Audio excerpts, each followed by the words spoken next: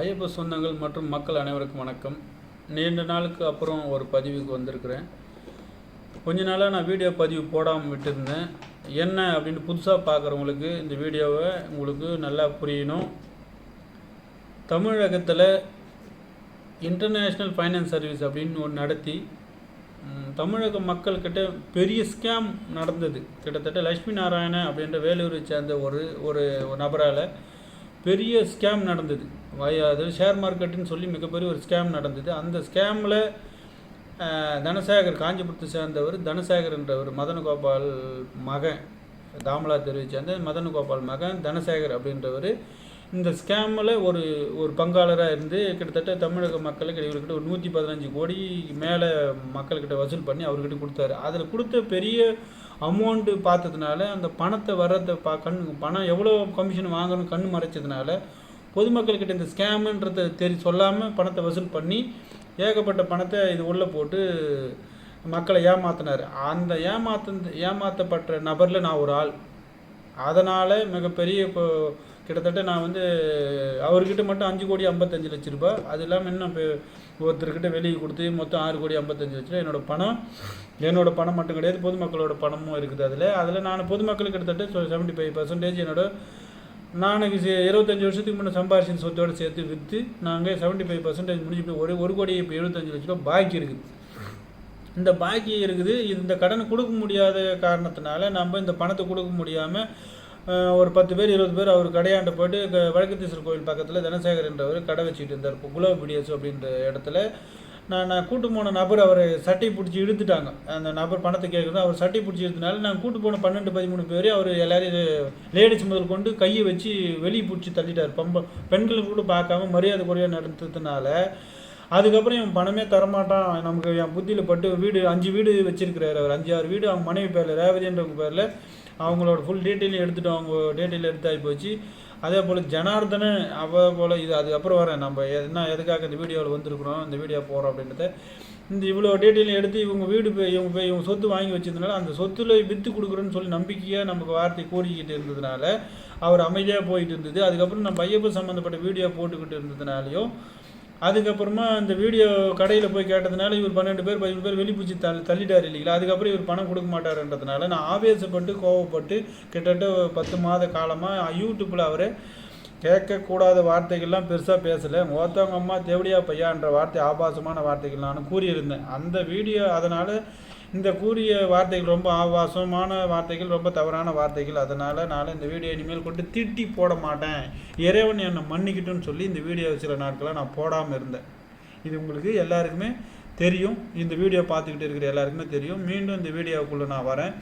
இடி அதான் central government இடி ஆஃபீஸுலேருந்து நம்ம வேலூரை சேர்ந்த ஒரு நண்பர் ஒரு 34 பக்கம் கொண்ட ஒரு ஜனார்தனன், ஆஷா, கண்ணன், அப்புறம் ஜெகனோட மனைவி, அப்புறம் அவங்க ஜெகனோட அப்பா, அவங்க தம்பி, அப்புறம் ஹரிகிருஷ்ணன் அப்படின்றவங்க பேரில் சொத்து முடக்கி வச்சுருக்கிறாங்க இல்லையா, அவங்களோட சொத்து 34 பக்கம் கொண்ட ஒரு பேப்பர் நமக்கு வேலூர் சேர்ந்த நண்பர் ஒருத்தர் நமக்கு கொடுத்தாரு. அதை நான் ஜெராக்ஸ் எடுத்ததில் கிட்டத்தட்ட இந்த பக்கத்தில் ரொம்ப டல்லாக தான் தெரியுது. எனக்கு தெரிஞ்ச வரைக்கும் அந்த நம்பர் கொண்டு எவ்வளோ சொத்துக்கு வாங்கியிருக்கிறாங்க அப்படின்ற ஒரு டீட்டெயில் உங்களுக்கு நான் அப்டேட் பண்ணுறேன். கொஞ்ச நாளாக இந்த வீடியோ போடாதன்றதுக்கு காரணம் உங்களுக்கு தான். இப்போ போட வேண்டியதுக்கு இதான் என்ன அப்படின்னா, கிட்டத்தட்ட நம்ம தமிழகம் ஃபுல்லாக நடத்திய ஸ்கேமில் எத்தனையோ கோடி நம்ம அவர்கிட்ட இல்லை கமிஷனாக வாங்கிட்டு இருந்த தனசேகர் என்பவர் நம்மக்கிட்ட பணத்தை ஸ்கேம் நடத்தி சொத்து விற்று கொடுத்து நம்ம கடனை க்ளீன் பண்ணுறோன்னு சொன்னவர் நம்ம 13 பேர் அவர் கடையில் கூப்பிட்டு போய் கேட்டதில் ஒருத்தர் நான் அவர் சட்டையை பிடிச்சதுனால எல்லோரும் வெளியே தள்ளி பணத்தை கேட்க முடியாது பண்ணிட்டனால அவங்க வீட்டுக்கு அதுக்கப்புறம் போகலை. ரெண்டாவது அவங்க வீட்டாண்ட போகிறதுக்கு இங்கே யாரும் உறுதுணையாக வரல. அது ஆத்திரமும் கோபமும் மிகப்பெரிய அந்த ஆத்திரத்துலேயும் கோபத்தில் அவர் அசிங்கமாக பேசுறதுனால இந்த வீடியோவை அடுத்தது போடாமல் கண்டினியூஸ் பண்ணாத விட்டுட்டு நாங்கள் ஒரு மெடிடேஷன் போயிருந்தோம். அந்த மெடிடேஷனில் ஓரளவுக்கு மனசை தாந்தப்படுத்தி இப்போ ஏன் இந்த வீடியோ போகிறோம் அப்படின்னா, இடி கிட்ட இருந்து இந்த லெட்டர் வாங்கி கொடுத்துருக்குறாங்க. நம்ம 34 பக்கம் கொண்ட விஷயம் போட்டிருக்காங்க. அடுத்தது என்கிட்ட கடன் கொடுத்தவங்களாம் யாரும் இப்போது கொஞ்ச நாள் அமைதியாக இருந்தாங்க. இப்போ பார்த்தா மீண்டும் பழனின்றவருக்கு நம்ம 20 லட்ச ரூபா கொடுத்துருந்தாரு, 5 லட்ச ரூபா கொடுத்துட்டோம். இப்போ 15 லட்ச ரூபா தர வேண்டியது இருக்குது. ஆனால் 20 லட்ச ரூபா அவர் கொடுத்ததில் நான் அவருக்கு 4 ரூபா வட்டி தான் நான் கொடுத்தேன் அவருக்கு. நம்ம வாங்க பணத்தில் 4 ரூபா வட்டி கொடுத்து வாங்கினேன். அது ஐஎஃப்எஸ்ன்னு சொல்லி நான் வாங்கலை. அவருக்கு ஒரு செக்கு கொடுத்து வாங்கியிருந்தேன் நான். அந்த செக்கு கொடுத்து வாங்கினதில் கிட்டத்தட்ட ஒரு 8 மாதம் வட்டியாக வாங்கியிருக்கிறார். 8 மாதம் அப்படின்னு பார்த்தா ஒரு 6லேருந்து ஒரு 7 லட்ச ரூபாய் வரைக்கும் வாங்கியிருப்பார். இப்போது 7 லட்சம் ப்ளஸ் அசல் ஒரு 5 லட்சம் 13 லட்ச ரூபாய்க்கு கிட்டத்தட்ட 12 லட்ச ரூபாய்க்கு போயிடுச்சு. 20 லட்ச ரூபாயில் மிமிச்சு ஒரு 8 லட்ச ரூபா தான் தர வேண்டியது இருக்கும். ஆனால் அவர் 15 லட்ச ரூபா பேலன்ஸ்ன்னு சொல்லி அவர் மீண்டும் எங்களை வந்து கேட்டு என் பணத்தை எடுத்து வைக்கின்ற மாதிரி பேச்சு வருது அவர்கிட்ட இருந்து. ஆனால் நான் வந்து சரிண்ணா நான் பணத்தை எடுத்து வைக்கணும், நான் தனசாகர் தான் பணத்தை போய் கேட்கணும், என் கூட நீ வரியா? ஆனால் தனசாகர் வீட்டுக்கு நான் போனேன் அப்படின்னா ஒன்று அவனை நான் கொல்லுவேன், இல்லை அவன் என்னை கொல்ல வருவான். இந்த 2 விஷயம் தான் நடக்கும். ஒன்று அவன் மகனையும் பெண்ணையும். இது தப்பு தான். ஏன்னா நம்ம பணத்தை நீ வந்து என்ன கேட்குற, நான் அவனை என்கிட்ட பணம் கிடையாது, நான் அவனை தான் பணத்தை கேட்க போவேன். நான் இதுக்கு தயாராக தான் இருக்கிறேன். பட் இது பிரச்சனையோ கோவப்பட்டு பேசுறது கிடையாது. நம்ம பணத்தை கேட்க போகிறோம், பணம் இல்லைடான்னு சொல்லுவான், ஒரு மரியாதை குறையாக பேசுவோம். இப்போ நம்ம அவனை மரியாதை குறை, இது கோவப்பட்டு நடக்க வேண்டிய விஷயங்கள். இது வந்து சமாதானமாக போகிற விஷயம் கிடையாது. இப்போ இவன் நம்ம பணத்தை கொடுத்தும் கேட்காம இருந்தால் தான் நம்ம அவனை போய் பணம் கேட்காம இருக்க முடியும். நம்ம பணத்தை கொடுத்து கோவப்பட்டு பேச வந்தாங்கன்னா சரி, நீ கோவப்பட்டு பேசுறது எந்த பிரயோஜனம் கிடையாதுன்னா வாங்க போய் பணத்தை கேட்கறதுக்கு நீ தயாரா? நான் ஏன்டா அவங்ககிட்ட வரணுன்ற சவாலெலாம் பேசாதீங்க. அவங்ககிட்டருந்து வாங்கி பணத்தை அவங்ககிட்ட தான் கொடுத்து அவங்ககிட்ட தான் கேட்கணும். அந்த முறைக்கு வா. உங்கள்கிட்ட நான் போய் சொல்லி தான் பணம் வாங்கினேன், உண்மை தான். பணத்தை மாதம் வட்டி கொடுத்துருக்குறேன். கொடுக்கும்போது இவ்வளோ அசல் கொடுத்துருக்குறேன், இவ்வளோ பணத்தை கொடுத்துருக்குறோம், 5 லட்ச ரூபா அசலும் கொடுத்துருக்குறோம். மேற்கொண்டு எங்களால் இப்போ பணம் கொடுக்க முடியல. அதிகமான வட்டி பணம் கொடுத்தவங்களில் நின்று போன பணம் உங்களுக்கு அதிகம். ஒருத்தர் 55 லட்சம், ஒருத்தர் 15 லட்சம், ஒருத்தர் 20 லட்சம், அதுக்கப்புறம் இன்னும் கம்மியாக நிறைய பேர் கொடுத்துருக்குறோம். இதில் கேட்காம இருக்கிறவங்கள யாரும் நம்ம குற்றம் சொல்ல முடியாது. அவங்ககிட்ட நமக்கு நன்றி தான் சொல்லிக்கலாம். ஏன்னா கேட்காம இருக்கிறாங்க, நம்மளோட சூழ்நிலை தெரிஞ்சு. எங்கள் வீடு பேரில் கிட்டத்தட்ட 35 லட்ச ரூபாய்க்கு நாங்கள் லோன் போட்டு வச்சுக்கோம். அது இல்லாமல் அவர் வந்தார் பார்த்தீங்களா பழனின்றவர்கிட்ட, நாங்கள் 25 லட்ச ரூபா காரில் 15 லட்ச ரூபா நாங்கள் பணம் கட்டியிருக்கிறோம். இன்னும் 10 லட்ச ரூபா கட்ட வேண்டியது. மாதம் 30,000 அங்கே லோன் கட்டியிருக்கிறோம். வீட்டுக்கும் லோன் கட்டிக்கிட்டு இருக்கோம். இந்த ஃபுல் டீட்டெயில் ஜிபே எடுத்து காமிச்சோம். இப்போ ஜிபேயில் சிபில் ஸ்கோர் காட்டிட்டு, நீங்கள் எவ்வளோ லோன் வாங்கி வச்சுருந்தாலோ எவ்வளோ பண்ணியிருந்தாலும் சிபில் ஸ்கோர் காட்டிட்டு அதை ஓப்பன் பண்ணி அவர் காட்டுறேன் நான். இங்கே பாருண்ணா, இது இந்த இதில் எவ்வளோ பேங்க் லோன்லாம் இருக்குது அப்படின்னு சொல்லிட்டு லைனாக காட்டுறோம். இதில் பேங்க் லோன் எல்லாத்தையும் பார்த்தாரு. நீ இதையே கட்டிக்கிட்டு இருந்தால் என்னடா அர்த்தம், அப்போ எங்களுக்கு எப்போ கட்டுவோம் அப்படின்ற மாதிரி கேள்வி வருது. அப்போ நம்ம காரை காப்பாற்றுத்தா, காரில் 5 லட்சம் கட்டிக்கிறோம் இல்லையா, அதை காப்பாற்றுத்தா, வீட்டுக்கு லோன் கட்டுறீங்க, வீட்டை மீட்டு எடுக்குதா, அடுத்தது நம்ம பசங்களுக்கு ஃபீஸ் கட்டுறதா, இது பெரிய பிரச்சனையாக இருக்குது. இதில் எனக்கு மாதம் 20,000 ரூபாய் கொடுறா அப்படின்னு சொல்லி கேட்குறாரு. அதாவது நம்ம ஒருத்தர்கிட்ட பணத்தை கொடுத்து ஏமாந்துட்டோம். ஆனால் இனிமேல் கொண்டு இவர் கொடுக்கணும் அப்படின்னா நம்ம ஒழிச்சு நம்ம ரத்தத்தை தான் இவர் கொடுக்கணும். இப்போ நம்ம எவ்வளோ பெரிய தப்பு பண்ணிக்கிற பேர். நம்ம தனசேகரன்றவர் நம்பி போனதுனால நம்ம ரத்தத்தை தான் இப்போ ஒரே 1 ரூபான்னா கூட நம்ம கொடுக்கணும்னா அந்த ரத்தத்தை தான் கொடுக்கணும். ஆனால் தனசேகரன்றவரோட வாழ்க்கை அப்படி கிடையாது. நம்மளோட ரத்தத்துலேருந்து வாங்கின 5 வீடு வச்சுருக்கிறாரு அவர். மொத்தமே அதுதான் உண்மை. அவர் நம்ம அசிங்கமாக பேசலை, அசிங்கமாக ஏசலை. இப்போது உண்மையாக நம்ம ஒரு விஷயத்தை நம்மள்கிட்ட சொல்லிட்டு காட்டுறோம். ஆனால் நாங்கள் வச்சுக்கிற கட்டணமோ வீடுன்றது நம்மளோட கஷ்டத்தில் வாங்குது எல்லாமே. இந்த ஊரில் இருக்கிறவங்ககிட்ட இருந்து பணத்தை வாங்கியோ வீடு வாங்கலையோ இல்லை மணியும் வாங்கலை. ஏற்கனவே நாங்கள் வச்சுக்கிற சொத்து எல்லாமே விற்றுதுலாம் எங்களோட பழைய சொத்து விற்று கொடுத்துருக்குறோம் கடனை. இப்போ இவர் வந்து நம்மளை கேட்க வராரு, பழனின்றவர் கேட்க வராரு. அந்த பழனின்றவர் யாருன்ற தனசேகருக்கும் தெரியும். இது ஒரு பிரச்சனை போய்கிட்டு இருக்குது. ஆனால் என்றைக்கா இருந்தாலும் இந்த பணத்தை அவங்களுக்கு நாம் கொடுத்து தான் ஆகணும். அவன் கொடுக்குறானா, தனசேகரன்றவர் கொடுக்குறாரு இல்லையா, நாம் கொடுத்து தான் ஆகணும். பட் ஆனால் இவர் என்னை நிர்பந்தம் பண்ணி பணத்தை கேட்க வந்தார் அப்படின்னா நம்ம தனசேகர் வீட்டாண்டு தான் போய் கேட்க வேண்டியது வரும். தனசேகரம் பயங்கரமான தாக்குதல்லாம் பண்ணணும் அப்படின்ற ஒரு மிகப்பெரிய பிளான் இருந்தது. பட் ஆனால் என் மனசுக்கு இது எவ்வளோ பண்ணாலும் ஏது பண்ணாலும் கண்டிப்பாக அவங்க உயிர் போகும், இல்லை என்னோடய உயிர் தான் போகும். இதில் எந்த போலீஸ்காரனோட உதவியும் வந்தும் அதுக்கப்புறம் இதுக்கு இந்த மயிருக்கு தான் சமானமாக போகும். இதுதான் மிகப்பெரிய என்னோட உண்மையான முகமாக அதை தான் இருந்தது. ஏன்னா அவ்வளோ வெறியாக இருந்தது. அந்த வெறியெலாம் தாண்டி தான் இப்போ ரொம்ப தவறான முடிவுக்கு போய் பிரயோஜனம் கிடையாதுன்றது தான் நம்ம அந்த முடிவு எடுக்கிறோம். ஆனால் மீண்டும் ஒருத்தர் வந்து நம்ம தவறான வார்த்தை பேசி பணத்தை கேட்க ஆரம்பித்தாருன்னா நம்ம மீண்டும் அங்கே தான் அந்த இடத்துல தான் போய் நிற்போம். அவர் வந்து நான் எங்கே விட்டுனா அங்கே தானே பணத்தை கேட்க முடியும், நீ என் கூட வந்தோன்னா அங்கே போய் கேட்கலாம். ஆனால் வீணாக இங்கே பேசி அந்த பலன் கிடையாது, அந்த பிரயோஜனம் கிடையாதுன்ற விஷயத்தை நம்மக்கிட்ட சொல்கிறோம். அதை அவர் புரிஞ்சிக்கல. என் பணத்தை மாதம் கொடுக்குப்பாரு, இல்லைன்னா மொத்தமாக எடுத்து வைக்கின்ற மாதிரி பேசுகிறாரு.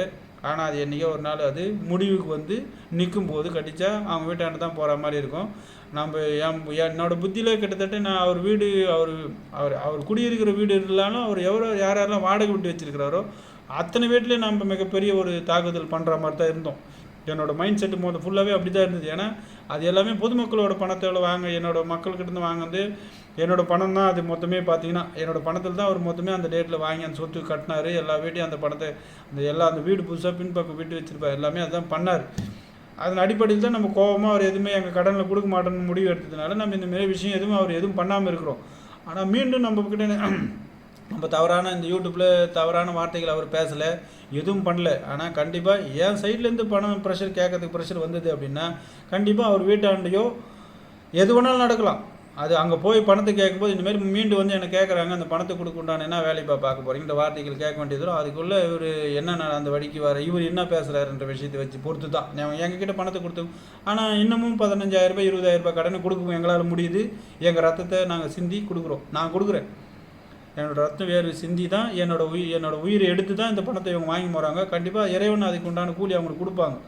ஏன் அப்படின்னா இப்போ 10 பேரை சேர்ந்து ஒரு இடத்துல 5,000 ரூபாய் வட்டி கொடுப்பாங்கன்னு சொல்லி போன இடத்துல அதை நாம் மட்டும் ஏமாந்துட்டோம். ஆனால் இவங்க மட்டும் நான் உன்னை நம்பி தானே கொடுத்தேன் அப்படின்னா, இப்போ இவங்க கொடுத்த பணத்தை நம்ம வாங்கி சொத்தாக ஏற்படுத்தி வச்சுருந்தாலோ இல்லை மெனையாக ஏற்படுத்தி வச்சுருந்தாலோ இல்லை வேறு ஏதாவது நகையாக வாங்கி வச்சுருந்தாலோ இது கண்டிப்பாக சாத்தியம்.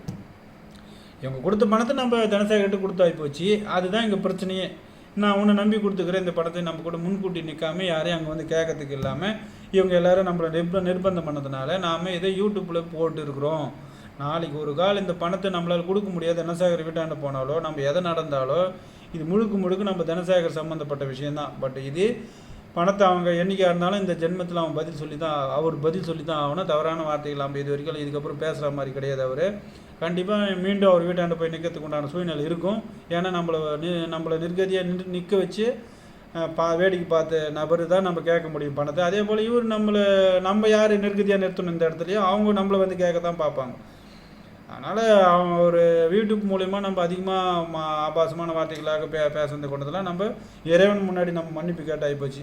அவரோட முன்னாடி மன்னிப்பு கேட்கணுன்ற அவசியம் நமக்கு கிடையாது. அவரை மன்னிச்சுக்கணும்னு சொல்கிற வார்த்தை நமக்கு தேவையே கிடையாது. இறைவன்கிட்ட தான் நம்ம மன்னிப்பு கேட்டுருக்கிறோமே தவிர தனசேகரன்றவர் அவரை மன்னிக்க முடியாத மிகப்பெரிய ஒரு தவறு செஞ்சுருக்கிறாரு. அந்த தவறுலாம் இறைவன் கண்டிப்பாக அவருக்கு உண்டானதை நம்ம கண்டிப்பாக செய்வார். நம்ம யாரையும் தவறான வார்த்தைகள் பேச போகிறது கிடையாது. அப்போது அடுத்து நம்ம வருவோம். இப்போது யூடியூப்பில் நம்ம தனசேகர் புதுசாக நம்ம யூடியூப் சேனலில் பார்க்குறவங்க நம்ம இது வந்து வியாபாரம் பண்ணுறதுக்கு இந்த யூடியூப்புக்கு வரல. உண்மை உள்ளதுபடி சொல்லி ஆகணும். இறைவன்கிட்ட கண்டிப்பாக எது சமர்ப்பிச்சு ஆகணும். இறைவன்னா இன்றைக்கி உலகம் எங்கே சுற்றிக்கிட்டு இருக்குது, யூடியூப்பு தளம் தான்.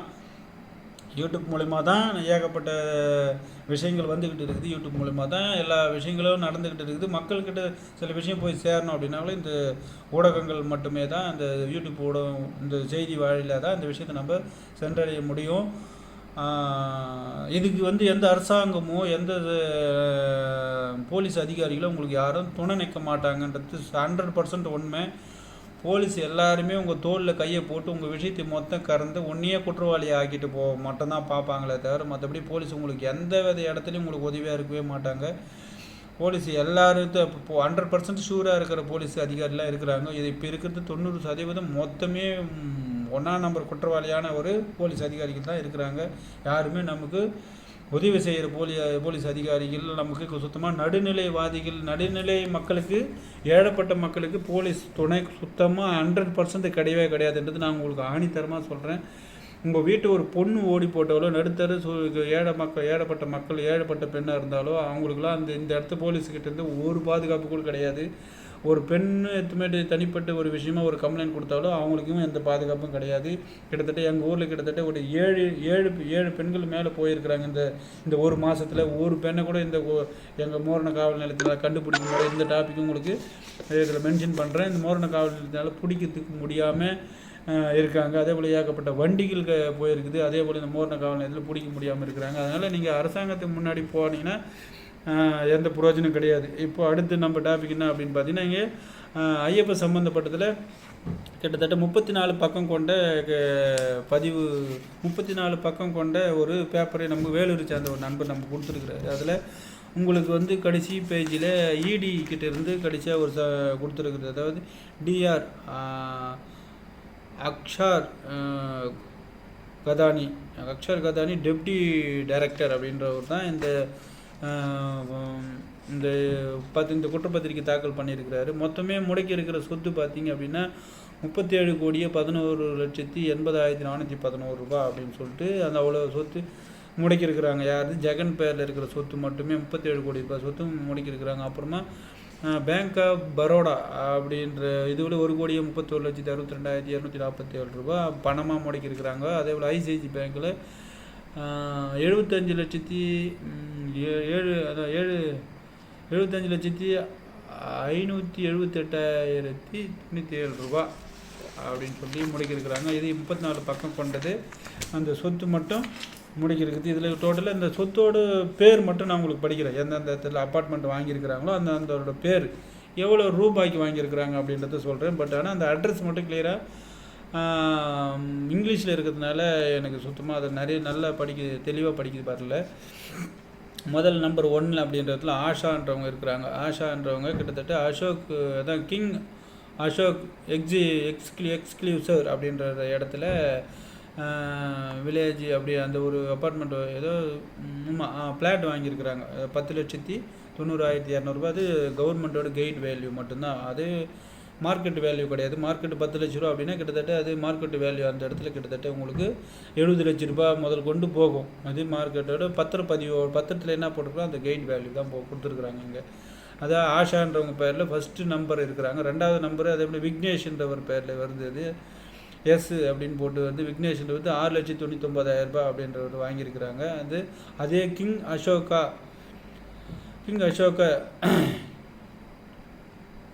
என்க்ளேவ் அப்படின்ற மாதிரி ஒரு அந்த இடத்துல அவங்க சொத்து வாங்கியிருக்காங்க. அப்புறம் மறுபடியும் ஸ்ரீனிஷா அப்படின்றவங்க சொத்து வாங்கியிருக்காங்க. இது நம்பர் வந்து 3 ஸ்ரீனிஷா அப்படின்ற 13,99,250 ரூபா அப்படின்ற சொத்து வாங்கியிருக்காங்க. அப்படியே 4வது நம்பர் அப்படி நம்பரில் அவங்க விக்னேஷ்ன்றவர் 8 லட்ச ரூபாயில் சொத்து வாங்கியிருக்காங்க.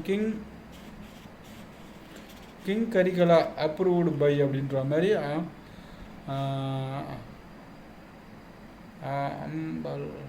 அம்பலால் கிங் அப்படின்ற இடத்துல அதான் அது சொத்தோட பேர் பொழுது அது அந்த இடத்துல வாங்கியிருக்கிறாங்க அவ்வளோ அமௌண்ட்டுக்கு.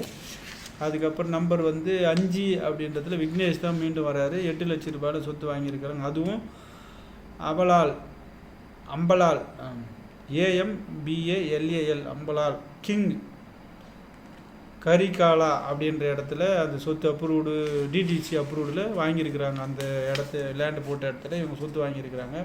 கிட்டத்தட்ட அது வந்து எத்தனை அப்போ ஃப்ளாட் வாங்கியிருக்காங்க 8 லட்ச ரூபாய்க்கு கிட்டத்தட்ட ஒரு 4 ஃப்ளாட் வாங்கியிருக்காரு பொழுது. 6வது நம்பரில் மீண்டும் விக்னேஷே தான் வராரு 8 லட்ச ரூபாயில். அது எந்த இடத்துல வாங்கியிருக்கிறாங்க அப்படின்னா அந்த சொத்தோட பேர் முழுசாக தெரியாத முறையில் தெரியல, இதில் வரல. அதுவும் அதே தான் அமலால் கிங்கு அப்படின்ற இடத்துல தான் வாங்கியிருக்காங்க 8 லட்ச ரூபாயில். நம்பர் 6ல் அப்புறம் 7ல் மீண்டும் விக்னேஷை தான் வாங்கியிருக்கிறாரு 10,55,000 ரூபாயில். அப்ரூவ்டு அதே இடத்துல இந்த லேண்டு போட்டிருக்காங்களே அம்பலால்னு படிக்கிறச்சு அம்பலால் கிங் அப்படின்ற ஒரு அப்போ டிடி அப்ரூவ்டு வாங்க இடத்துல சொத்து வாங்கியிருக்கிறாரு 10,55,000 ரூபாயில். அடுத்தது 7வது நம்பரில் அது 8வது நம்பரில் ஆஷா அப்படின்றவங்க 56,49,375 ரூபாயில் ஒரு அப்பார்ட்மெண்ட் வாங்கியிருக்கிறாங்க பொழுது. இது எல்லாமே வந்து ஆஷா அப்படின்றவங்க ஜனார்தனோட லெஃப்ட் ரைட்டு அப்படின்ற இருந்ததாக சொல்கிறாங்க. அப்புறம் வந்து மலர்விழி அப்படின்றவங்க 9வது நம்பரில் மலர்விழி அப்படின்ற 2021 வாங்கியிருக்காங்க. 2021 இது எல்லாமே டேட்டோடு வந்திருக்கு பாருங்கள். இதில் ஒரு பெரிய ஆச்சரியம் என்னன்னு கேட்டிங்கன்னா டேட்டோடு வந்திருக்காங்க. 2022 3ஆம் மாதத்தில் 2022 வாங்கியிருக்கிறாங்க. அதே போல் மலர்விழி அப்படின்றவங்க 87 லட்ச ரூபாய் அப்படின்றதுல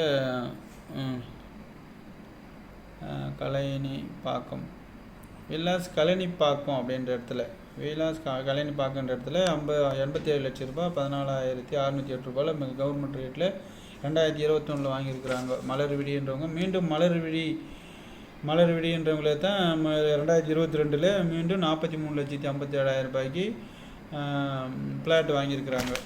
இதுனே நம்பர் 10ல் வாங்கியிருக்கிறாங்க. அப்புறம் அடுத்தது மலர்விழி விக்னேஷ் அப்படின்றவங்க மீண்டும் சொத்து வாங்கியிருக்கிறாங்க. மலர்விழி விக்னேஷ் அப்படின்றவங்க மீண்டும் எத்தனாவது நம்பரு 11வது நம்பரில் 90 லட்ச ரூபாய் கொடுத்து 90,93,743 ரூபா அப்படின்றது கழனிப்பாக்கன்ற வில்லேஜில் தான் சொத்து வாங்கியிருக்கிறாங்க. 2வது ஸ்ரீனிஷா அப்படின்றவங்க 3,40,00,000 ரூபாய் அப்படின்றதுக்கு ஒரு அப்பார்ட்மெண்ட் வாங்கியிருக்கிறாங்க. பெரிய ஒரு அப்பார்ட்மெண்ட்டுக்கு கிஸ்டா 2400 ஸ்கொயர் ஃபீட்ரு இடத்துல ஒரு 3,40,00,000 ரூபாயில் ஒரு சொத்து வாங்கியிருக்கிறாங்க. இது இன்னைக்கு கவர்மெண்ட் ரேட் அன்றைக்கி அது 2022 வாங்கியிருக்காங்க. மீண்டும் 2022 விக்னேஷ்ன்றவர் 1,06,62,920 ரூபா அப்படி கொடுத்து வாங்கியிருக்கிறாங்க. விக்னேஷ்ன்றவர் 13ஆம் நம்பர். 14வது நம்பரில் ஆஷான்றவங்கள மீண்டும் 4,67,00,000 ரூபாயில் இதுவும் ஃப்ளாட்டு தான் வாங்கியிருக்கிறாங்க. அடுத்து இதில் ஃபுல் அட்ரஸோடு இருக்குது, பட்டா நம்பரோடு எல்லாருக்கும் இதில் இருக்குது. நாங்கள் உங்களுக்கு யூடியூப்பில் போடும்போது கீழே இந்த ஃபுல் டீட்டெயில் போடுறோம். உங்களுக்கு அந்த எங்களுக்கு வந்த பேப்பர் உங்களுக்கு கீழே பதிவேடு போடுறோம். அடுத்தது பார்த்தீங்கன்னா ஆஷா விக்னேஷ் அப்படின்றவங்க, ஆஷா விக்னேஷ் ஸ்ரீனிவாஸ் அப்படின்றவங்க 6,75,00,000 ரூபாயில் மீண்டும் கிட்டத்தட்ட ஒரு 7 ஃப்ளாட்டு வாங்கியிருக்காங்கன்னு நினைக்கிறேன். 7 பிளாட் 2004 சதுரடிக்கு கொண்ட 7 பிளாட் வாங்கியிருக்கிறாங்க. இவங்க 3 பேராக சேர்ந்து ஹரிஹரன் அப்படின்றவர் அதுக்கப்புறமா 2022 1,63,90,000 ரூபாய்க்கு ஒரு ஃப்ளாட் ஒன்று வாங்கியிருக்கிறாரு. ஃப்ளாட் இல்லை, அப்பார்ட்மெண்ட் வாங்கியிருக்கிறாரு. அடுத்தது பார்த்தீங்கன்னா அப்புறம் 16வது நம்பரில் விட்டுடுங்க. அதான் அது நம்பர் தப்பாகிட்டு வந்துருக்குது. 17வது நம்பர் தான் அதில் காட்டுது. 16வது நம்பர் தான் வாங்கியிருக்காங்க உங்களுக்கு. சரி, ரைட்டு. அடுத்தது 35,00,000 ரூபா அப்படின்றதுல ஹரிஹரன் வாங்கியிருக்கிறாரு.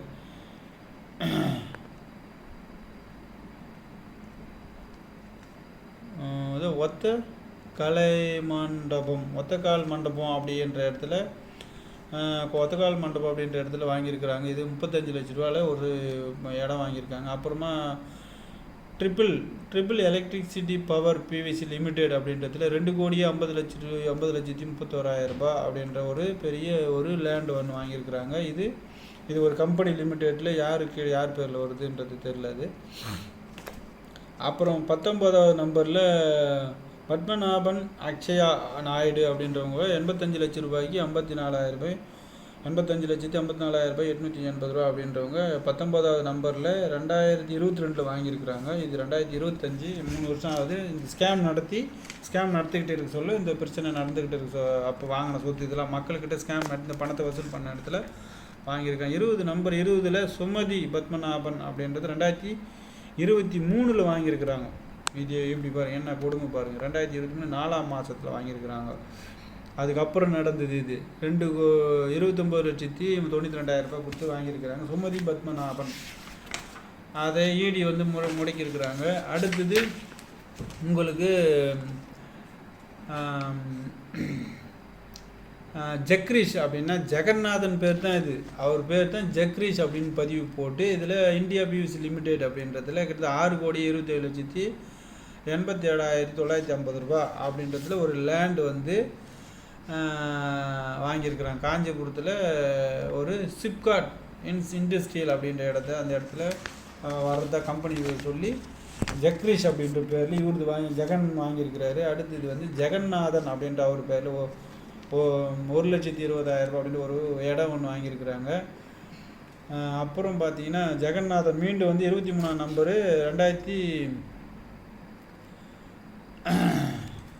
2020 அப்படிலே வாங்கியிருக்கிறாரு. 6,72,000 ரூபா அப்படின்றதுல வாங்கியிருக்கிறாரு. மீண்டும் மறுபடியும் ஜெகன்னான் 2021 1,20,500 ரூபா அப்படின்றதுல ஒரு சொத்து ஒன்று வாங்கியிருக்காரு. இது புது கண்டிகை வில்லேஜ் அப்படின்ற இடத்துல வாங்கியிருக்கிறாரு. அப்புறம் மறுபடியும் கிருஷ்ணவேணி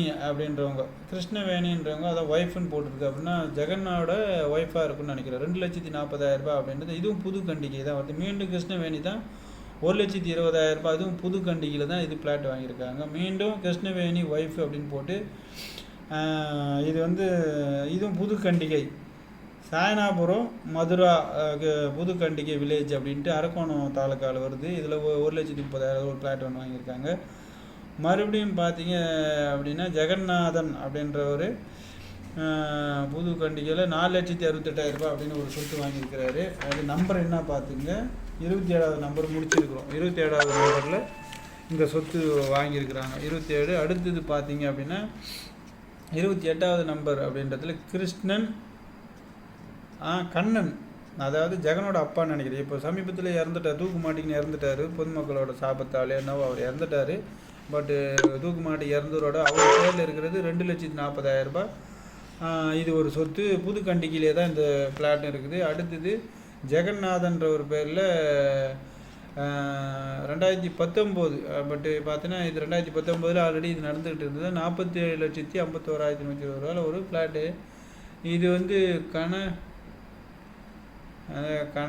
காணக்குடை அப்படின்ற வில்லேஜ் இருக்குது. நெம்லி ஏரியா தான் இருக்குது, புதுக்கண்டிக்கு கிடையாது. இது காணக்குடை அப்படின்றது போட்டிருக்காங்க. 47,51,120 ரூபாய்க்கு வாங்கியிருக்கிறாரு. மறுபடியும் ஜெகநாதனே மீண்டும் 1,16,19,702 ரூபா ஜெகநாதனுக்கு சொத்து வாங்கியிருக்கிறாரு. இது வந்து இடம் தான், ஃபுல்லாகவே ஏரியா தான். எத்தனையாவது 9,684 ஸ்கொயர் ஃபீட்ஸ் கொண்ட எத்தனையோ பிளாட் 1 2 3 5 பிளாட்டுக்கு வாங்கியிருக்காரு. 1,14,00,000 சொல்லிக்கு. அப்புறம் மீண்டும் ஜெகநாதன் அப்படின்றவரை தான் 7,03,500 ரூபா அப்படின்றதுக்கு கிட்டத்தட்ட ஒரு 3 ஃப்ளாட் வாங்கியிருக்கிறாரு. இது ஏரியா பேர் வந்து அண்ணாமலை நகர், புதூர் வில்லேஜ் அப்படின்னு போட்டிருக்காங்க. மறுபடியும் 2020 ஜெகநாதன் வந்து 1,08,000 ரூபாய் அதே காரக்குடை வில்லேஜ் அப்படியில் வாங்கியிருக்கிறாரு. 2021 அதுக்கப்புறம் ஜெகநாதன் வந்து 2021 RR அவென்யூ அப்படின்ற இடத்துல ஸ்ரீவல்லிமேடு காஞ்சிபுரத்தில் வாங்கியிருக்கிறாரு. செவிலிமேடு, ஸ்ரீவல்லின்னு மாற்றி படிக்கிறோம். இது காஞ்சிபுரத்தில் யாருன்னா உங்களுக்கு தெரிஞ்சவங்கன்னா செவிலிமேட்டில் வச்சுருக்கிறாரு. 2021 வாங்கின பிளாட்டு 14,08,000 ரூபாய்க்கு வாங்கியிருக்கிறாரு. அந்த 14,08,000 ரூபாய் செவிலிமேட்டில் காஞ்சிபுரம் டிஸ்ட்ரிக்டில் வாங்கி வச்சுருக்கிறாரு ஒரு பிளாட்டு. 2021 ஜெகநாதன் அப்படின்றது 2,90,64,390 ரூபா அப்படின்னு சொல்லிட்டு மொத்தம் வந்து 7,380 ஸ்கொயர் ஃபீட் கொண்ட ஒரு ஸ்டேடியம் நெமிலிலே வாங்கியிருக்கிறாரு. இது வந்து ஒரு சத்திரம்னு நினைக்கிறேன், சத்திரமோ ஏதோ இடத்த வாங்கியிருக்கிறாரு. அது என்ன நம்பர் பார்த்தீங்களா, அது நம்பர் வந்து டோட்டலாக 34 நம்பர் படித்து ஆகி போச்சு. அடுத்தது பேங்க்கு தான். ஓப்பனிங்கில் உங்களுக்கு பேங்க் முடக்கிறாங்க பற்றி அந்த பணத்தை தான் உங்களுக்கு சொன்னோம். நம்ம பேங்க் ஆஃப் பரோடாவில் சோபா அப்படி லிமிடெட் அப்படின்ற கம்பெனியில் 1,31,62,247 ரூபா அந்த பேங்க் ஆஃப் பரோடாவில் முடக்கின பணம் கிட்டேருந்து இடி சென்ட்ரல் கவர்மெண்ட்லேருந்து பணத்தை முடக்கியிருக்கிறாங்க. 12 குற்றவாளியை அறிவிச்சு இதில் 2 குற்றவாளி மட்டுமே கைது பண்ணியிருக்காங்க. மணி லாண்ட்ரிங் பண்ணியிருக்கிறாங்க. அந்த மணி லாண்ட்ரிங்கில் தான் இவங்களை கைது பண்ணியிருக்கிறாங்க. மக்கள்கிட்ட ஸ்கேம் பண்ணி பணத்தை கொள்ளையடிச்சு தான் நம்ம செந்தில் பாலாஜி கைது பண்ண மாதிரி இவருக்கு அந்த குற்ற வழக்கத்தில் தான், மணி லாண்ட்ரிங் குற்ற வழக்கில் தான் இவங்களை கைது பண்ணியிருக்கிறாங்க. ஆல்ரெடி ஜனார்தனா இருந்தாலும் ஜெகனாக இருந்தாலும் மணி லாண்ட்ரிங் பண்ணியிருக்கிறாங்க. பொதுமக்கள்கிட்ட இருந்துட்டு அவ்வளோ சீக்கிரமாக வெளியும் வர முடியாது. இந்த வீடியோவில் நீங்கள் இத்தனை சொத்து முடக்கப்பட்ட இந்த பேப்பர்லாம் உங்களுக்கு வந்து இந்த பேப்பர் பேஜெலாம் உங்களுக்கு நான் அதுக்குள்ளே போடுறேன். இந்த வீடியோவுக்கு கீழே வந்து டிஸ்கிரிப்ஷன் ஒன்று கொடுப்பாங்க இல்லையா, அது கீழே ஒரு பேஜெலாம் பார்த்தேன், அதுக்குள்ளே ஃபோட்டோஸ்லாம் போடுவாங்க. அந்த இடத்துல நான் உங்களுக்கு இந்த 34 பக்கம் கொண்ட இடி சம்மந்தப்பட்ட ஃபுல்லாக அதில் கீழே போடுறேன் நான் உங்களுக்கு. அதே போல் மக்கள் யாராக இருந்தால் அப்படின்னாலும் யாரோட பணமும் யாரையும் ஏமாற்ற முடியாது. உலகன்றது ஒரு வட்டம் மாதிரி, அதான் நம்ம வாழ்க்கைன்றது ஒரு வட்டம் மாதிரி. அந்த வட்டத்தில் ஒரு நாள் இன்றைக்கி கீழே போகிறவன் நாளைக்கு மேலே வருவான்றது பெரிய வசனத்தெல்லாம் பார்த்துருக்கீங்க. இது உண்மையான விஷயம் கூட. எந்த அரசாங்கத்தாலும் ஏழை மக்களுக்கு இன்றைக்கி வரைக்கும் ஏழை மக்களுக்கு கிட்டத்தட்ட நேர்மையான அதிகாரிகள் மட்டுமே ஒரு மூலயமா உதவி செஞ்சுக்கிட்டு இருப்பாங்க. பட் ஆனால் இப்போ இருக்கிற அரசாங்கம் எதுலையுமே பார்த்தீங்கன்னா ஹெல்மெட்டு திருடன் மட்டும்தான் பிடிக்கிறதுக்கு இவங்களால் முடியுது. பார்த்தீங்கன்னா இப்போ எங்கள் ஊரில் கிட்டத்தட்ட எத்தனையோ பைக்குகள் திருடு போயிருக்கு, எத்தனையோ பெண்கள் காணாமல் போயிருக்கு. இதெல்லாம் எந்த குற்ற வழக்கும் இவங்களால் முடியாமல் இருக்குது. அதனால் பணம் இழந்தவர்கள் என்றைக்காக இருந்தாலும் இந்த பணம் திரும்பி கிடைக்கணும் அப்படின்னா கிட்டத்தட்ட 10 to 15 ஆண்டுகளுக்கு மேலாகும். அதில் நம்ம பணத்தை இழந்தவங்க கிட்டத்தட்ட 50% மேலே உயிர் இழந்துட்டு இருப்பாங்க. மிச்சம் 50% இருந்து அதில் நீங்கள் 10 லட்ச ரூபா கொடுத்துருந்தீங்க, மிச்சம் 10 அவங்களுக்கு 5 லட்ச ரூபா தான் வந்திருக்கணும் அப்படின்னா நீங்கள் ஈடிக்கிட்டேயோ இல்லை ஈஓடபிள்யூக்கிட்டேயோ போட்டு நீங்கள் அதை முறையாக அதை பதிவு பண்ணால் மட்டுமே நீங்கள் பதிவு காலத்தில் நீங்கள் உயிரோடு இருந்தீங்கன்னா உங்களுக்கு அந்த பணம் வரும். அதில் இந்த குற்ற வழக்கத்தில் 12 பேரில் 2 பேர் தான் கைது பண்ணியிருக்காங்க. இந்த ஹரிஹரன்றவரை கைது பண்ணவே இல்லை. ஹரி தான் ஒரு பேர் காஞ்சிபுரத்தை சேர்ந்த ஹரின்றவர், செங்குந்து முதலியார் சமுதாயத்தை சேர்ந்தவர் அவர். அதே போல் நம்ம தனசேகரன்றவர் பண்டார சமுதாயத்தை சேர்ந்தவர் இவர். இவங்க இதெல்லாம் இந்த ஜாதியே அடிப்படைன்ற உங்களுக்கு சொல்கிறோம் அப்படின்னு கேட்டிங்கன்னா வச்சுக்கோங்க, நல்ல விஷயங்கள் எல்லா கெட்ட விஷயங்களாக இருந்தாலும் நல்ல விஷயம் எல்லா ஜாதி அமைப்பிற்கிட்டையும் இருக்கும். இது எல்லாரோட சில பேர் கௌரவம் அடைவாங்க. இந்த ஜாதியில் உயர்ந்தவன் இருக்கிறான், இந்த ஜாதியில் தாழ்ந்தவன் இருக்கிறான்னு சொல்லுவாங்க. பார்த்தீங்களா, கிட்டத்தட்ட பார்த்து எல்லா ஜாதியிலும் உயர்ந்தவனும் இருக்கிறாங்க, எல்லா ஜாதியிலும் தாழ்ந்தவனும் இருக்கிறாங்க. ஜாதின்றது அடிப்படையில் இதில் எல்லா ஜாதியார் உதவியாக மட்டுமே தான் ஒருத்தன் உயிரே வாழ முடியும் அப்படின்றது தான் நம்மளோட அடித்தளமான ஒரு செயல்பாடுகள். நம்ம அடித்தளமாக என்னை பொறுத்த வரைக்கும் ஜாதிகள் ரொம்ப முக்கியம் கிடையாது. பட் ஆனால் எல்லா இடத்துலையும் குற்றவாளிகள் இந்த ஜாதிக்காரன் பண்ண மாட்டான், அந்த ஜாதிக்காரன் பண்ணுவான்ற மாதிரி ஒரு சமுதாயத்தில் ஒரு மிகப்பெரிய ஒரு குற்றச்சாட்டு இருக்குது. இந்த ஜாதிக்காரெலாம் நாங்களாம் ரொம்ப ஓக்கியமானவங்க அப்படின்ற மாதிரிலாம் இருக்கிறாங்க. அந்த அப்படின்ற மாதிரிலாம் இருக்கிறாங்க. எல்லா சமுதாயத்திலும் ஏமாற்றப்படவனும் இருக்கிறான், ஏமாற்றப்பட்டவனும் இருக்கிறான், ஏமாற்றி கொண்டு இருக்கணும் இருக்கிறான், ஏமாந்து கொண்டு இருக்கணும் இருக்கிறான். அப்போ எல்லா சமுதாயத்திலும் இருக்கிறாங்கன்ற விஷயத்தை நாம் இந்த ஊடகம் மூலிமா உங்களுக்கு இது நம்ம யூடியூப் மூலிமா அதை சொல்லிக்கிறோம். அதே போல் எங்கிட்ட பணத்தை கொடுத்தவங்கள நம்ம பணத்தை எங்கிட்ட வந்து ப்ரெஷர் பண்ணும்போது கண்டிப்பாக தனசேகர் வீட்டாண்டு போய் நம்ம நிற்க வேண்டிய சூழ்நிலை வரும். நான் என்ன மிகப்பெரிய தாக்குதல் பண்ண வேண்டிய சூழ்நிலையை கைவிட்டோம். இப்போ யூடியூப் சங்கர் இருக்கிறாருல, அவர் மூலிமா அவர் வீட்டுக்குள்ளே போய்ட்டு கிட்டத்தட்ட எவ்வளோ பெரிய ஆக்ரோஷமாக எவ்வளோ கோவம் இருந்தால் அவர் வீட்டு மேலே அந்த மலத்தை கொண்டு போய் கொட்டி மிகப்பெரிய பிரச்சனை பண்ணி அந்த மாதிரி நான் ஒரு டப்பாவில் மலத்தை கழிஞ்சு கிட்டத்தட்ட ஒரு டப்பாவில் மூடி எடுத்து அவன் வீட்டில் கொட்டலான்னு கூட மிகப்பெரிய முடிவு எடுத்துருந்தோம். நாங்கள் அந்த மன அலைச்சல்லேருந்துலாம் நாங்கள் மெட்டப்பட்டு விடுபட்டு வந்துட்டோம். அதே போல் எத்தனை வீடு இருக்குதோ அத்தனை வீட்டுக்குள்ளேயும் நாங்கள் தாக்குதல் நடத்தணும் அப்படின்ற மாதிரிலாம் மிகப்பெரிய ஒரு கொடிய எண்ணங்கள் கொண்டு இருந்தோம். பட் அதுலேருந்து நாங்கள் முழுசாக விடுபட்டு வந்துட்டோம். எங்கிட்ட பணத்தை கொடுத்தவங்க கண்டிப்பாக கேட்டாங்க அப்படின்னா நம்ம அவர் வீடை தேடி கண்டிப்பாக இந்த பணத்தை நம்ம முறையாக விஷயத்தை நம்ம கேட்டு தான் ஆக வேண்டிய சூழ்நிலை இருக்கும். அதிலே நம்ம உயிர் போனாலோ இல்லை அவரோட உயிர் போனாலோ இது ஏன்னா இது கோவப்படாமல் தான் நம்ம கேட்குறோம். ஆனால் போய் கேட்குற இடத்துல நாய்க்கு நாம் போய் பணத்தை கேட்குறோன்னு தெரியுமா இல்லை அதை அடிக்கிறோன்னு தெரியும் போகுமா? நாய் இல்லையா அது, மலத்தை தின்னுக்கிட்டு இருக்கிற ஒரு நாய். அது என்ன பண்ணோம், நம்ம போய் நார்மலாக கேட்க போகிறோமோ அந்த நாய்க்கு அதை கல்லெத்து அடிக்கிறதுன்னு போகிறோமான்னு தெரியாது இல்லை அந்த நாய்க்கு. அதனால் அங்கே எதுவும் நடக்கலாம் அப்படின்றது தான் நம்ம பணத்தை நம்ம வாங்கி ஏமாற்றிருக்கிறோம் இல்லையா. இது உண்மை அதுதான். நம்ம பணத்தை அவங்கள ஏமாற்றி தான் நம்ம பணத்தை வாங்கின பணத்தை தண்டனைக்கு உரிய விஷயமா நம்ம 75% கொடுத்துருக்குறோம். அப்படின்னு 25% நம்ம அதை கொடுக்க வேண்டியது தான். நம்ம ஐஎஃப்எஸ்ன்னு ஃபுல் டீட்டெயில் சொல்லி நம்ம பணத்தை வாங்கியிருந்தோம். நம்ம போயிருக்கிறோமா இந்த இடத்துல போய் இவ்வளோ வட்டி கொடுக்குறோம் உங்களுக்கு ஓகேனா அதில் சேர்ந்துக்கு டைரெக்டாக நீ வாங்கிக்கோ அப்படின்னு சொல்லிட்டு தெளிவாக சொல்லிட்டு இருந்தோம்னா சனி தலைக்கு வந்த விஷயம் தலையோட போயிட்டு இருக்கும். நான் பொறுப்பு அப்படின்னு சொன்னதுக்கு வார்த்தை இந்த தனசேகரன்றவர் நம்மக்கிட்ட பொறுப்பாக நின்னார். அதனான்ற வார்த்தை அந்த ஒரே ஒரு வார்த்தையினால டைரெக்டாக நான் இவங்ககிட்ட நம்ம பொறுப்பு நின்றுட்டோம். 200% கூட நான் பொறுப்பாக இருந்து பண்ணுறேன் அப்படின்ற ஒரு தனசேகரன்றவர்னால அவருக்கு ஒரு சுயநலமான வாழ்க்கை வாழ்ந்துட்டார். அந்த இடத்துல இந்த இவங்க எதுவுமே கொடுத்த பணத்தை இதான் இத்தனை நாட்களுக்குள்ளே இவ்வளோ கோடி கொடுத்து அப்படின்னா இவ்வளோ பணம் உங்களுக்கு கமிஷனாக கிடைக்கும் அப்படின்றது தான் அங்கே முழு டார்கெட் வச்சு ஒரு வேலை செஞ்சாங்க. பணத்தோடு பொதுமக்களோட பணம் ஸ்கேம் பண்ணி தான் அந்த பணத்தை சம்பாதிச்ச விஷயம் இந்த தனசேகரன்ற விஷயத்துக்கு 100% தெரியும். அதனால தான் அதனால தான் என்ன பண்ணியிருக்காங்க, ஒரு ஸ்கேம் மாதிரி நடத்துவாங்க. இந்த ஃபேமிலி டே அப்படின்னு சொல்லி ஒரு ஸ்கேம் மாதிரி நடத்துவாங்க. நல்ல பக்காவான ஒரு டோட்டலாக அந்த ஃபிக்ஸடாக போடுற மாதிரி ஒரு பிளான் நடத்தினாங்க. அப்புறம் ஃபேமிலி டே அப்படின்ற மாதிரி ஒரு நடத்தினாங்க. அப்புறம் இந்த மாதிரிலாம் ஒரு ஸ்கேம் நடத்தி இந்த டேட்டுக்குள்ளே கொடுத்தா இத்தனை % ஒரு மாதம் வரைக்கும் இந்த மாதம் மட்டும் வரும் அப்படின்ற மாதிரி ஒரு ஸ்கேம் மாதிரி நடத்தினாங்க. இதெல்லாம் எல்லாத்துக்குமே இது உடந்தையாக இருந்தவர் நம்ம காஞ்சிபுரத்தை சேர்ந்த தாமலா தெருவை சேர்ந்த தனசேகரன்றவர் மட்டும்தான் இதுக்கு மிகப்பெரிய ஒரு மூல காரணமாக இருந்து பொதுமக்களுக்கு பணத்தை வாங்கி கிட்டத்தட்ட அவர் மனைவி பேரில் எல்லாமே ஒரு பெரிய ஸ்கேம் நடக்கிற விஷயம் அவருக்கு நன்றாகவே தெரியும். அதனால தான் அவர் டக்குன்னு 5 வீடு வாங்கினார். இது கம்மியான % மட்டுமே எனக்கு கொடுத்தாரு. எனக்கு கிட்டத்தட்ட ஒரு 10% கொடுத்துருந்தா அவர் வாங்கின 15-20%த்தில் 10% கொடுத்துருந்தா கூட நான் 10 மாதம் அது உள்ளே இருந்ததுக்கு நான் கிரேட் எஸ்கேப் ஆகிட்டு இருப்பேன்.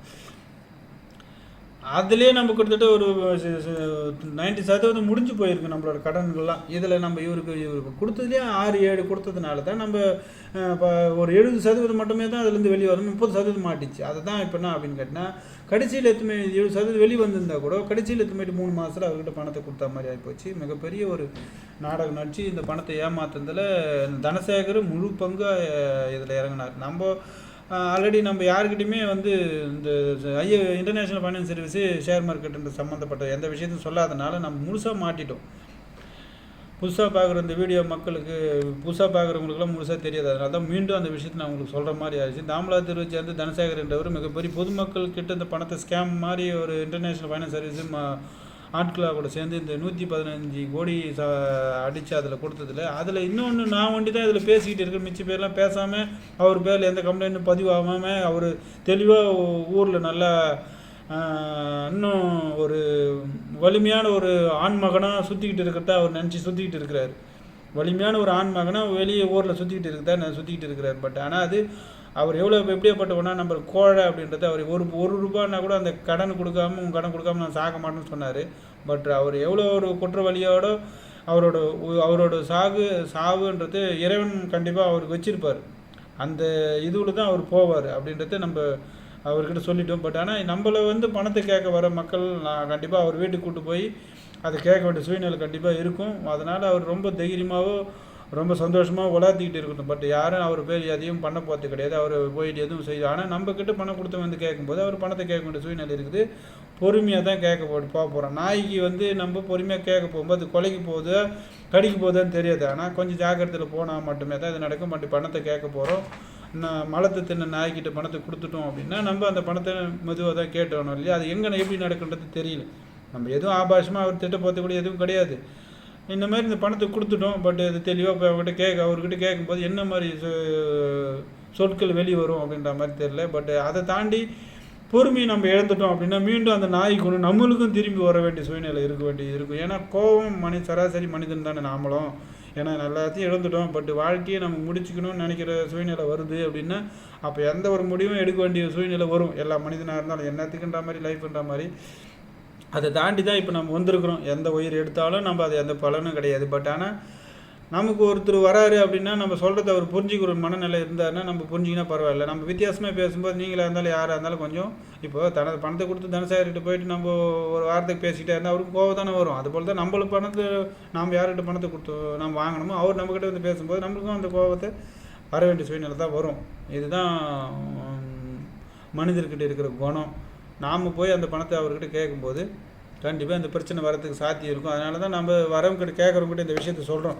பழனின்றவர் நம்மளை ரொம்ப டார்ச்சர் பண்ணி கேட்க சூழ்நிலை வரும்போது நீ வா, அங்கே இடத்துல போவோம், பணத்தை கேட்போம். ஆனால் அங்கே எது நடந்தாலும் கண்டிப்பாக நீ வேடிக்கை பார்த்துட்டு வர வேண்டிய சூழ்நிலை வரும். இறப்பு கூட நடக்கும், அடில் துடில் கூட நடக்கும், எது வேணாலும் நடக்கும். நீ என்ன எவ்வளோ கோவப்படுத்துறியோ அவ்வளோவும் நான் அந்த கோவத்தை எடுத்துமே அங்கே அவங்ககிட்ட எக்ஸ்போஸ் பண்ணும்போது இன்னும் அங்கே பதில் நடக்குதோ அது எது வேணாலும் நடக்கும். அதை நீ வேடிக்கை பார்த்து தான் ஆகணும். ஏன்னா பணத்தை கொடுத்துட்டு நான் உனக்கு பணம் வாங்கி கொடுக்க தயாராக இருக்கிறவா போவோம். இதுதான் என்னால் செய்ய முடியும். ஒன்று என் கார் எடுத்துக்கு 15 லட்ச ரூபாய், நாங்கள் 20 லட்ச ரூபாய்ங்க இந்த பொருள் நான் சொல்கிறேன். என் காரோட வேலை இது கார் வச்சுங்க 25 லட்ச ரூபாய் நான் கட்டிட்டு இருக்கிறேன். 25 லட்ச ரூபா அந்த சொத்தோட மதிப்பு. 15 லட்ச ரூபாய் நான் கட்டிட்டு இருக்கிறேன். 10 லட்ச ரூபாய் இது கட்ட வேண்டியது இருக்குது. எனக்கு நான் 15 லட்ச ரூபாய் இந்த காரு கட்ட வேண்டிய பணத்துக்கு ஈக்குவலாக நான் உங்கள்கிட்ட இந்த காரு கொடுத்துறேன். மிச்சம் 10 லட்ச ரூபாய் அங்கே கட்டிக்கு நம்ம சொல்கிறோம். அதுக்கு ஒத்துக்க மாட்டேங்கிறாரு. நம்ம தரப்பு பழனின்றவர் பணத்தை நம்மக்கிட்டேருந்து அவர்கிட்ட பணத்தை வாங்கினவர். அவர்கிட்ட பணத்தை வாங்கிட்டு வந்து இல்லையா, நான் இந்த பொருளை வச்சுட்டு இந்த பொருளோட மதிப்பு அங்கே கேளு, எவ்வளோ கட்டிக்கிறேன்னு பாருங்கள் கொடுத்துருன்னு சொல்கிறேன். அதுக்கு ஒத்துக்க மாட்டேங்கிறாரு அவர். மேல்கொண்டு எவ்வளோ கட்ட வேண்டியது அதுக்கு நீங்கள் கட்டிங்க அப்படின்னா அந்த 10 லட்ச ரூபாய் நம்மளை கட்ட சொல்கிறார். 15 லட்ச ரூபாய் இவர் சொத்து கொடுத்துட்றோம். 25 லட்ச ரூபா சொத்து இவர் 5 லட்ச ரூபாய் கொடுத்துட்டு நாம போய் அங்கே கட்டணும் அப்படின்னா நான் எப்படி எவ்வளோ பைத்தி காத்தானு பாருங்கள். ஐஎஃப்எஸ் இன்டர்நேஷ்னல் ஃபைனான்ஸ் சர்வீஸ் தனசேகருக்கு கொடுத்த பணத்தில் 1 ரூபா கூட சந்தோஷமான வாழ்க்கைக்கு நாங்கள் பயன்படுத்தவே இல்லை. எங்களோட வாழ்க்கை அதில் நரகமாக போனது தான் மிச்சமே தவிர 1 ரூபா கூட சந்தோஷமான வாழ்க்கையை பயன்படுத்தவே இல்லை. நான் சேர்த்து வச்ச பணத்தில் நான் ஒரு வீடு வாங்கிட்டு அந்த வீட்டை நான் அடமானம் வச்சு அதுக்கப்புறமா அவர்கிட்ட கொடுத்த பணம் கொடுத்தேன் பாருங்கள். அதுதான் பெரிய முட்டாள்தனமான ஒரு விஷயம். நான் அப்பயே எனக்கு கடவுள் கொஞ்சம் கண்ணு கொடுத்தாரு. நீ தப்பு பண்ணுறடா, இந்த பணத்தை முழுசாக அவங்ககிட்ட கொடுக்கறதுக்கு முன்னே இந்த ஏதோ ஒரு வீடு வாங்கணும், வீடு கட்டணும்னு வச்சு இந்த பணத்தை தானே 25 வருஷமாக சேர்த்து வச்சு இந்த பணத்தை தானே நீ வச்சுக்கிட்டு இருக்கிற. அந்த பணத்தை நீ வாங்கி எதுவுமே அவங்ககிட்ட கொடுக்காம நீ வீடு வாங்கிட்டு அது ஒன்றா அது வீட்டு மேலே கொஞ்சம் பணத்தை வாங்கி அவர்கிட்ட கொடுத்துருன்றது தான் கடவுள் கரெக்டாக சொன்னார். அதை நானாக பண்ணேன். வீடு வாங்கிட்டு அந்த வீட்டு மேலே கொஞ்சம் கடன் வாங்கி எதுவுமே அவங்ககிட்ட கொடுத்துட்டு அங்கே தான் மாட்டிட்டு நம்ம. ஏன்னா மேற்கொண்டு பணம் தேவை இல்லையா. ஃபஸ்ட் அமௌண்ட்டு அவருக்கு 30 லட்ச ரூபா கட்டணும். நான் 1 கோடி ரூபா ஒருத்தருக்கு கொடுத்து வச்சுருந்தேன். 30 லட்ச ரூபா அவர்கிட்ட கொடுத்துட்டு மிச்சம் 70 லட்ச ரூபாய்க்கு நம்ம வீட்டை வாங்கிட்டு அதுக்கப்புறமா எதுவுமேட்டு அவர்கிட்ட பணத்தை கொடுத்துடணும். இதுதான் பெரிய தப்பு பண்ணமே அந்த இடத்துல. வீடு கடலில் மாட்டிச்சு, கார் கடலில் மாட்டிச்சு. இது பெரிய கடலில் மாட்டிக்கணும். நாங்கள் இந்த கடலில் மாட்டினால எல்லாமே போச்சு. இப்போ அதே போல் நாங்கள் இருக்கிற வீடு பத்திரத்தை ஒருத்தர்கிட்ட கொடுத்து கடன் வாங்கணும். எத்தனை பிளாட் வச்சுருந்தோமோ அந்த பிளாட் பத்திரம் மொத்த பேர்கிட்ட கொடுத்து பணம் வாங்கணும். இந்த 5,000 கோடி உருவானது காரணம் மொத்தமே 3,75,00,000 ரூபாய் என்னோடய ஓன் ஃபண்டு சொத்துல அடமானம் போட்டு கொடுத்தது. அதுக்கப்புறம் 1,75,00,000 ரூபாய் தான் கிட்டத்தட்ட நம்ம தனிநபர் கடனே. 3,75,00,000 ரூபாயில் கிட்டத்தட்ட 2,50,00,000 ரூபாய்க்கு இந்த சொத்து அடமானங்கள் போட்டு மொத்தமாக அவங்ககிட்ட கொடுத்தது. மிச்சம் சீட்டு பணம் அதில் 1 கோடி ரூபாய்க்கு மேலே வசூல் பண்ணி அங்கே கொடுத்த பணத்தை மீட்டு சீட்டாக ஸ்ப்ரெட் பண்ணோம். ஒரு 10 பேர்கிட்ட சீட்டாக ஸ்ப்ரெட் பண்ண இல்லையா, 1 கோடி ரூபாய் 1,50 கோடி ரூபாய்க்கு சீட்டாகவே போட்டுனாங்க. சீட்டு எடுத்த பணமும் என்னோடய ஓன் ஃபண்டு ஓன் ஃபண்டு ஒரு 1 கோடி ரூபாய் 25 வருஷமாக உழைச்ச பணத்தை ஒருத்தர்கிட்ட விட்டு வச்சு இந்த பணத்தை வாங்கின பணமும் இது எல்லாமே சேர்ந்தது தான். 1,25,00,000 ரூபாய் தான் நம்ம தனிப்பட்டு கடனாக வாங்கணும். தனிப்பட்டு கடை உங்களுக்கு 5 ரூபா வட்டி தரேன் 6 ரூபா வட்டி தரேன்னு சொல்லி வாங்கின கடை அது மட்டும் தான். இந்த பணம் இந்த செக்கில் நாங்கள் வீட்டை வாங்கி இதுக்கப்புறம் இது கடனை கட்டிக்கிட்டு இருக்குது, கார் கடனை கட்டிக்கிட்டு இருக்கிறது தான் பெரிய செக்கில் நம்ம இப்போ லாஸ்ட்டாக மாட்டிக்கிட்டு இருக்கோம். அது இல்லாமல் நம்ம பசங்களுக்கு ஃபீஸ் கட்டி படிக்க வைக்கிறோம். கவர்மெண்ட்டில் கூட படிக்க வைக்கலாம். இல்லை நம்ம எதிர்காலம் தான் போயிடுச்சு. பட் பசங்களோட எதிர்காலம் இருக்கட்டும் அப்படின்ற மாதிரி நம்ம பசங்களை படிக்க வச்சுக்கிட்டு இருக்கிறோம். இதில் நடுவில் ஒருத்தர் 2 பேர் கேட்குறாங்க கடனுக்காக. அந்த கடனை கொடுக்குறது தான் முயற்சி பண்ணுறோம். ஆனால் 5 லட்ச ரூபா 1 லட்ச ரூபா 1,50,000 ரூபாய் இன்றைக்கி கூட 5,000 20,000 நாங்கள் மாதத்தில் யாரோ ஒரு ஆள் கொடுத்துக்கிட்டு தான் இருக்கிறோம். அந்த கடனுக்கு உண்டான கொடுக்குற வேலையோ ஃபோட்டோ வீடியோ எடுத்து கழிக்கிற வேலையோ தொழில் ரீதியாகவோ இல்லை பணம் கையில் கொடுக்குற ரீதியாகவோ ஏதோ கொஞ்சம் எங்களால் முடிஞ்சது கையில் இருந்தால் கொடுக்குற வேண்டிய சூழ்நிலை செய்கிறோம். இவர் இந்தமாரி தனசேகரன்றவர் எங்கள் வாழ்க்கையில் மிகப்பெரிய ஒரு நரக வாழ்க்கையை ஏற்படுத்திட்டு போனார். அவர் அசிங்கமாக பேசுறதுக்கு கூட நமக்கு கோவப்பட்டு பேசி எந்த லாபமும் கிடையாதுன்றதுனால தான் நாங்கள் மெய்யுனூர் மையத்துக்கு போயிட்டு இந்த விஷயத்தில் நாங்கள் அனலைஸ் மைண்டு கொஞ்சம் ரிலாக்ஸ் ஆகணும்.